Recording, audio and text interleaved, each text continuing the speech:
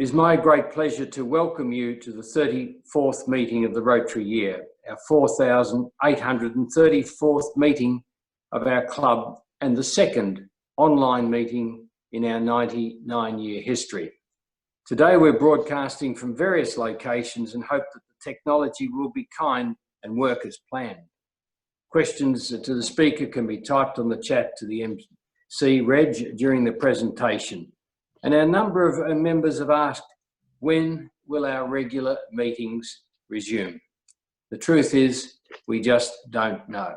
It'll depend on how quickly the virus can be contained, and right now infection levels are growing at alarming rates. Please be assured that we will meet face to face as soon as the authorities and our friends at the Sofitel permit. We will keep you informed along the way and hope you will enjoy the new ways of communicating our regular weekly meetings. I refer to the federal and state government announcements regarding tighter restrictions being imposed because of the escalating COVID-19 pandemic. These restrictions are to keep us all safe, to protect those most at risk, and to limit the impact of the growing number of cases that will have on our health system. As Rotarians, we can encourage others to respect these restrictions. Rotary Melbourne has moved to implement internet connection meetings so that committee chairs, team leaders, and group captains can endeavour to keep members engaged and to deliver our committed humanitarian service outcomes. Most of all, we need to know that our members and their loved ones are well. And so I call on members to reach out to their fellow members and specifically ask group captains to develop a communication strategy to know that their members are safe and keep them connected.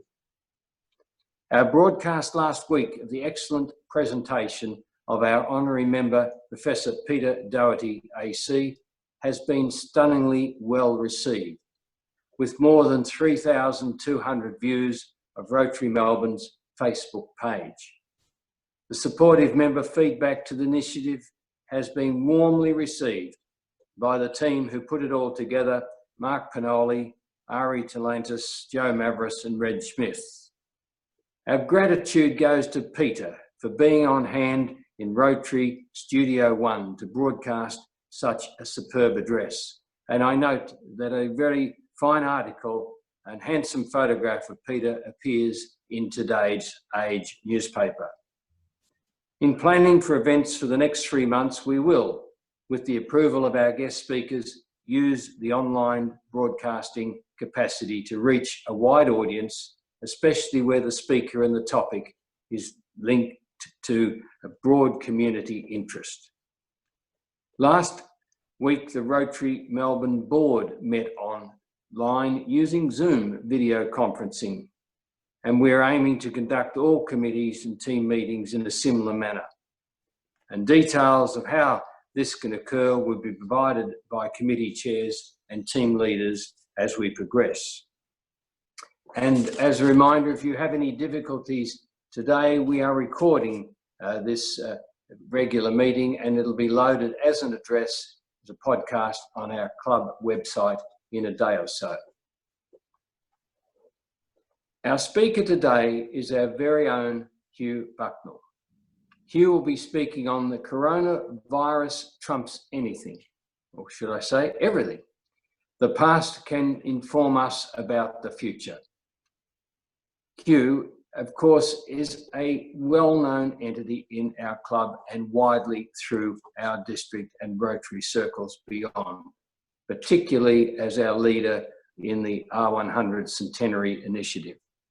He was an enterprise leader of an international business based in Singapore during the SARS epidemic. He has a story to tell that is personal, how it affected business, and what leaders do in the time of crisis. The lessons from the past are relevant to each of us: how we reach out to others, how we conduct our Rotary business, and how we can take advantage of the inevitable transformations that will emerge as time goes by.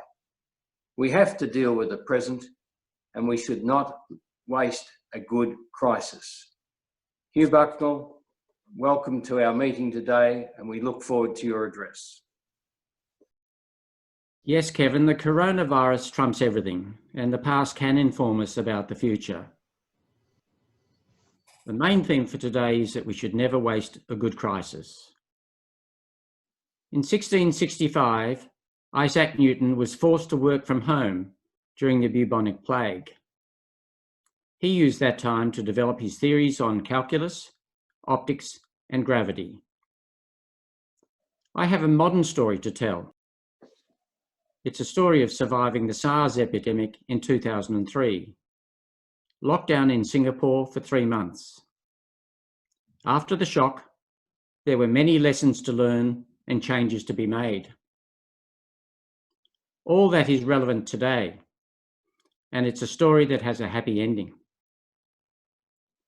So what were the circumstances? I was an enterprise leader, a worldwide partner of an international consulting business based in Singapore during SARS. 27 offices across 13 countries with over 300 staff in a rapidly expanding business. We help local companies adopt world best practice. We helped Western companies launch into Asia.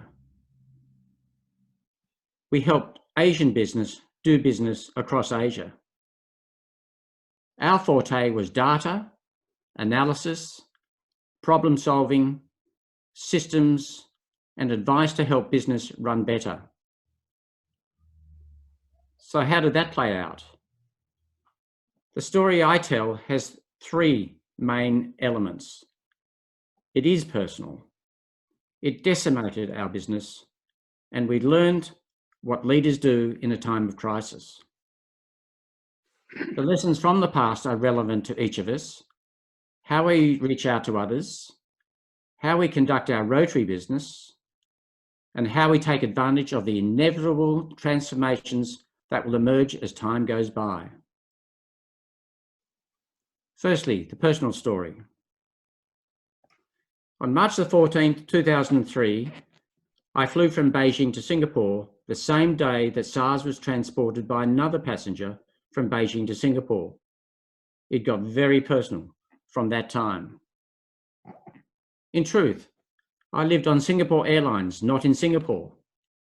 As a consequence, there was no more face-to-face contact with clients, staff, and stakeholders. My job suddenly changed.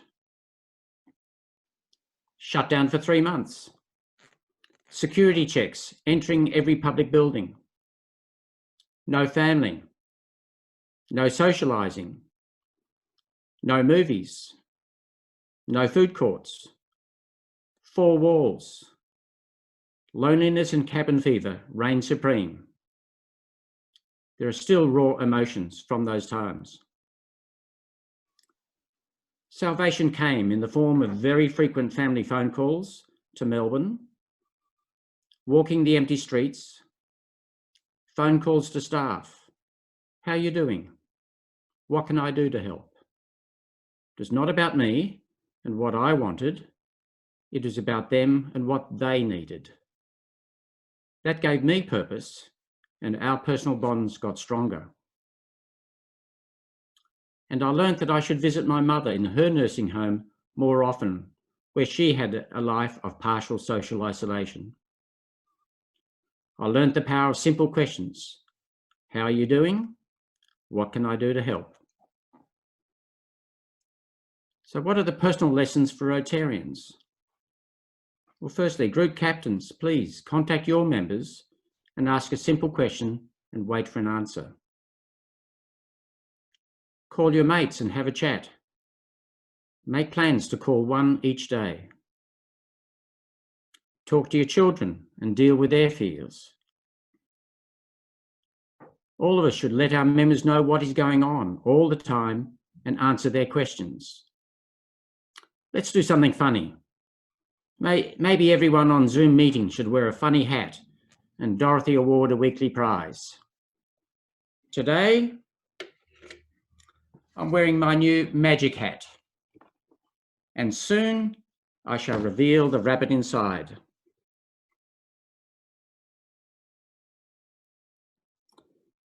The business story. Our business was growing at over 30% a year, 30% plus. Then it dropped off a cliff. Staff went into a shock. Customers hunkered down. Certainty and predictability were key factors in staying relevant. If it did not deal with the present and immediate crisis, all new products were put on hold. We did not retrench. We kept folk busy on business development and new free surveys. We asked customers what was going on and what they needed, not what we were doing to promote our own interests and how clever we were. We suggested ways our customers could keep their staff busy. For example, sharing ideas on what others were doing, hints and tips to manage staff in a time of crisis, and implementing new caring for you programs. Work from home technology, parental leave, and carer leave, all quite new things for a place like Singapore at that time. We changed our business to help those who were hunkering down. We invited new customers to join our surveys and provided market intelligence for free. And as a consequence, we created new relationships. Regular personal calls to customers. How are you doing? What can I do to help? And then listen. Let's see what I can find out and I will get back to you. We identified who was growing and why. There were sweet spot sectors that were going gangbusters. Online services, home technology, telecommunications, food and beverages, pharmaceuticals. They needed help to deal with growing pains. We identified those who were adapting and how. For example, moving from shopfront to online. They were creating new emergency crisis products, new staff and technology for new situations. They needed help managing change. We identified those who went under and what they did wrong. Some failed to connect with customers. Those who downsized never recovered within 2 years. Those who failed to offer something new or of value to their customers to help their customers in a time of crisis. And some who ignored the crisis altogether and got drowned. They needed help to clean up the mess. We issued free bulletins. This is what others are doing. Where do you rank? Can we help you make changes? We fed the hungry media with good news about how business was getting on top of it all. Within 6 months, we recovered all the lost revenue and beat the annual budget. Our labour turnover was reduced. We became a magnet and recruited fantastic new talent that others let go. Our client list increased and sexy new products were easier to sell later down the track. We were ahead of the curve.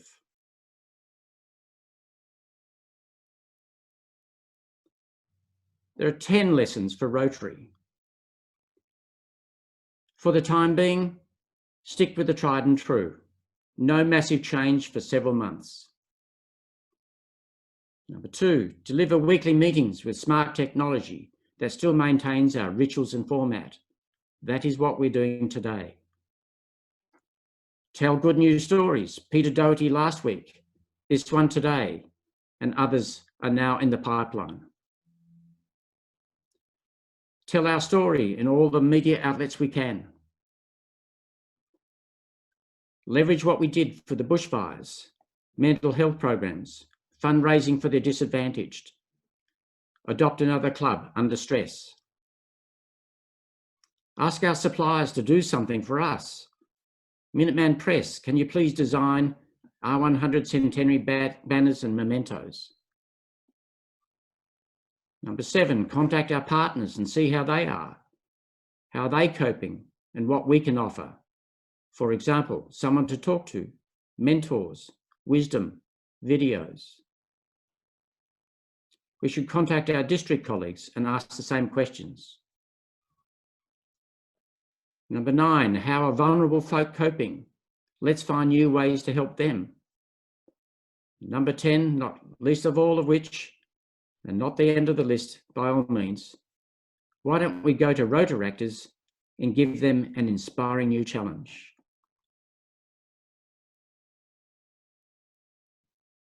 The leadership lessons. We must maintain stability and predictability for the short to medium term. The landscape will change in months ahead, and the new landscape will be fertile ground to innovate. A new beginning will engage members more. A fresh approach will be a magnet for new members. Leadership never wastes a good crisis. There is always an answer to tough questions. We just have to find those answers. Let's create some magic. It's now time to pull the rabbit out of the hat and let's reveal what is possible. Here's our little rabbit.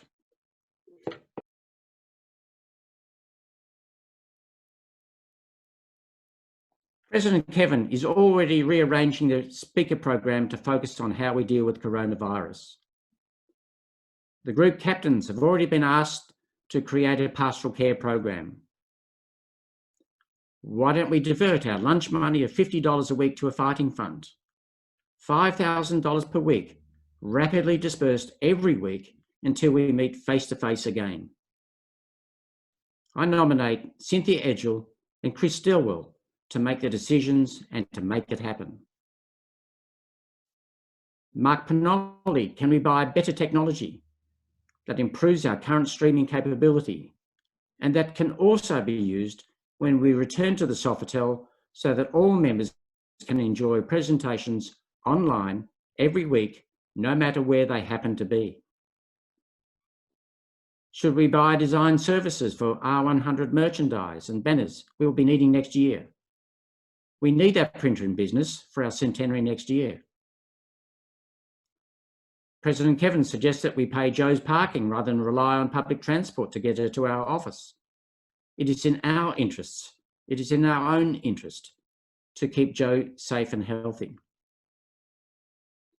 Our DGE, Philip Archer, is reaching out to his charities and asking what Rotary can do to help. Michael Self, can we do the same with our corporates? Maybe providing business mentors. Can Rotary Melbourne and Rotary Sydney order one R100 socks and present a gift to each Australian club president for 2021? There'll be 2 of those, one for the beginning of 21 and one for the end of 21, with an order form with bulk purchases. And it'll be our way of keeping Phil Endersby's staff busy. Our Rotarian, Susan Barton from the Lifehouse Foundation, is currently dealing with vulnerable children who are severely impacted by coronavirus-inflicted homelessness. I volunteer any refunds that I'm entitled to from the ONTA conference, plus the District 9800 conference that were cancelled as a result of coronavirus. Others are willing to do the same. Can we help finance a rescue mission? Before we pass back to President Kevin, let's hear from Susan and the desperate plight of these kids and what we can do.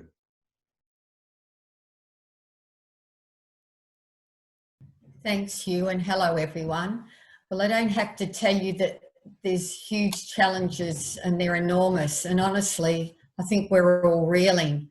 But for Lifehouse, funding has fallen off a cliff, with several of our major philanthropic trusts saying that they may be unable to support us due to losses in their investment portfolios. 2 large funding events have just gone and the general public has little to share in the way of donations. That includes the bushfires as well, so it's a double whammy for us. We may soon have to reduce our office staff, but at the same time, ask our loyal carers to stay in our care homes, often leaving their own families to keep all our children in our care safe and secure. Many of our kids are fearful. One little one had taken to hiding things from the pantry under his bed including sugar, which he had been sucking off his finger as a kind of comfort. But despite this, we've been asked to take in more children. We are learning firsthand of a worsening crisis in child protection sector, and all families are under strain. You can imagine the pressure in families that are already on the brink of breakdown. The disastrous human toll of this is unfolding daily across our country, and we see it on our streets. There's more homeless people. And for an example, at Lifehouse, a 10-year-old girl who I'll call Hope was abruptly delivered to Lifehouse on Monday this week. And the alternative is often to be put in a hotel or a Quest apartment with security outside. We were determined not to turn any child away while we've got bedrooms and while we can keep paying our carers to stay on their watch, perhaps even having to pay additional funds because of the nature of the coronavirus. We've been warned that there will be an increase in deaths, domestic violence and foster care placement breakdowns. And Hope is just one of those children from that background. The most vulnerable of all our children, the ones who will suffer the most. We're in an emergency and we need your help if you can. I'm reaching out to all my fellow Rotarians at this time to let you know that Lifehouse is determined to find a way to stay in operation and to keep these kids safe in our place, in our homes. We've got a business problem that I need help from Rotary to figure out. We're being called to expand our services, yet we will have a financial imperative to contract and reduce costs. I'm quite desperate to be able to guarantee to our carers that Lifehouse can pay them through the period of this crisis and lockdown. We urgently need you to raise enough money to keep us buoyed over the next 3 months.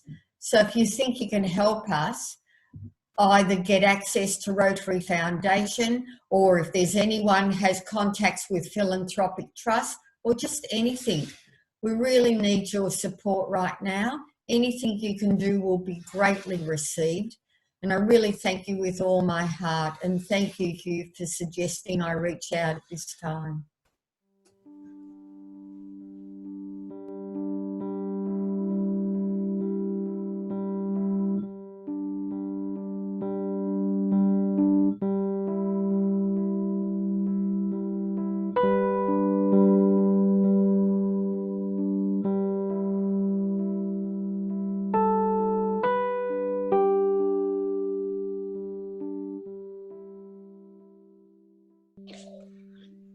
Thank you, Susan. We are just so moved by the description of the situation that you, the Lifehouse Foundation, your carers are in at this stage, and we certainly reach out. Rotarians and guests, we all know that we are people of action. And I think there's a call now, as introduced by Hugh after his dissertation on the many things that we can do in this crisis. The call to action quite clearly gives us an opportunity to help our member, Susan Barton, in this regard. And I'm sure that we will have some responses that we can coordinate in a very short period of time. A wonderful opportunity to be involved, a wonderful opportunity to see how Rotary can assist, and our Rotary Club is right at the forefront. I thank Hugh for his address today. He's given us an inspiration, not only from his personal experience with SARS and being locked down in Singapore, not only because of his wonderful business acumen, but also because he's able to translate all of that into Rotary action. Thank you, Hugh. Greatly appreciated.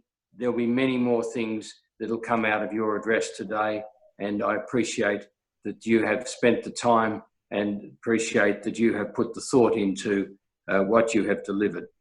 Rotarians and guests, I now close the meeting and thank you for being online. We look forward to again being online with you next week. Thank you. Stay safe. Goodbye.